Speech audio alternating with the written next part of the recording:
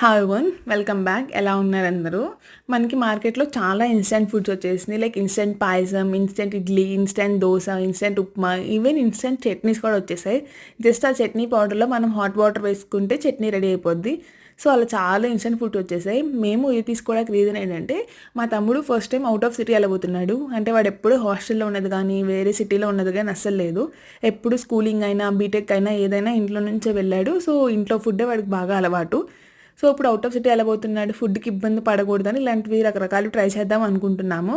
So అందులో భాగంగానే instant పాయసం తీసుకున్నాము. ఇదేంటంటే మనం జస్ట్ ఇందులో హాట్ మిల్క్ బాయిల్ చేసి అందులో మనం ఇందులో ఉన్న మిక్స్ అంతా వేసి ఒక 7 to 8 మినిట్స్ లేదా 2 to 3 మినిట్స్ అలాగా మనం వేసుకున్న క్వాంటిటీ బట్టి మిక్స్ చేసుకుంటే మనకి పాయసం రెడీ అయిపోద్ది అని ఉంది. సో ట్రై చేయాలి. నేనైతే ఖచ్చితంగా ట్రై చేశాక మీకు వీడియో చూపిస్తాను. ఇలా హాస్టల్ వాళ్ళకి ఫుడ్స్ ఏమైనా యూజ్ అవుతాయి అనేది మీకు